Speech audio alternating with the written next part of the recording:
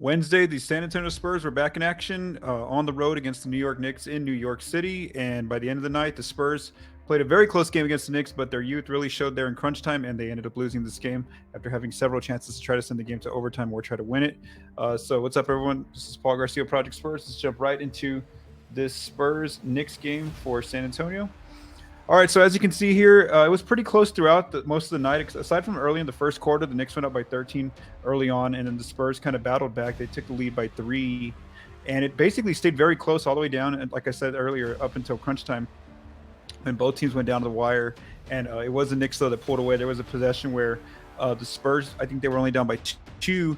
Jeremy Sohan was trying to inbound the ball, and he actually got called for a 5-second violation. You can see just on the replays of the ref just counting 1, 2, very going through the 5 seconds. And so that was one part where, the Spurs' youth really showed. And then even when the Spurs were down by 3 on their final possession, they had a chance to send it to overtime, and they just couldn't get a clean shot off. Keldon Johnson was the player trying to take the shot, and the clock ended up expiring. And so, it was just more so, this is the reason why San Antonio has a losing record in crunch time. I think they had the 20th record entering tonight in crunch time, and they were missing Devin Vassell, and it took a career high night from Jalen Brunson, but the Spurs did end up losing there, and they are now on a 3-game losing streak again for the 3rd time this season.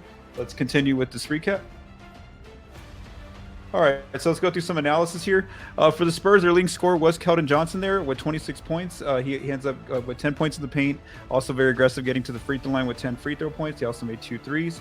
Yeah, Josh Richardson off the bench with a very strong game, 20 points for Josh Richardson, 8 points from mid-range, 6 points in the paint, and 6 points from the three-point line. Zach Collins also had a great game off the bench. A lot of the players for the Spurs had a great game off the bench. 16 points for Zach, 6 points from the three-point line, 4 from mid-range, 4 from the paint. And then you had Doug McDermott there with 15 points, also off the bench, 6 points from the three-point line, and 6 points in the paint. And then in the starting lineup, Trey Jones with 14 points, 12 points there, attacking the basket in the paint with 12 points. The Spurs won the three-point line barely by one made three-pointer, 11-10 in three-point makes. And then also they won the free throw line 21-17, and those 21 free throws are more than San Antonio usually averages.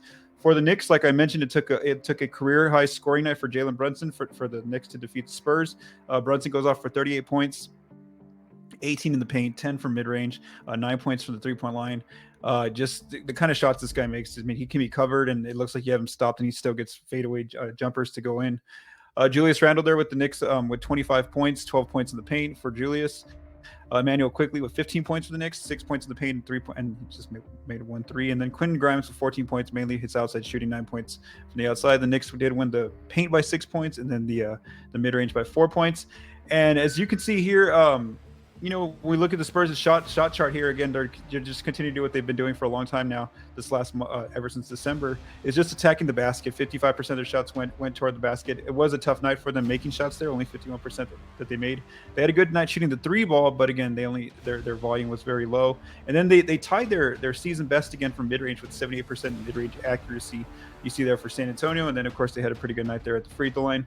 For the Knicks, they did shoot 57% in the paint. They did have a tough night from the free throw line.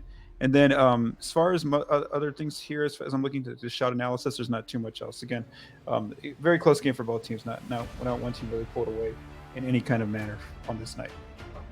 All right, so for the Spurs, who were the 3 standout players from this game, Zach Collins, again, off the bench for 21 minutes, finishes with 16 points on just 6 shot attempts for Zach, 3 rebounds, 3 assists, 3 fouls, and then no turnovers, but also no steals or blocks. For Keldon Johnson, 35 minutes starting, 26 points on just 16 shots, 7 rebounds, 2 assists, 3 fouls, and then 3 turnovers for Keldon. And then Josh Richardson, also off the bench for 29 minutes, 20 points, 14 shot attempts, and then 3 rebounds, 4 assists, and 3 fouls, and 1 steal, and 2 turnovers for Josh Richardson. So those were the 3 standout players for San Antonio in this loss. So up next for the Spurs, they will have Thursday off. They'll return to San Antonio, and then on Friday they will host the Detroit Pistons, who have a 10-30 record, which is last in the Eastern Conference. So that should be a game where the Spurs are favored on Friday. And then on Saturday they get to play the best team in the Eastern Conference, which is the Boston Celtics, who are 26-12. So for Project Spurs, I am Paul Garcia. Have a great evening.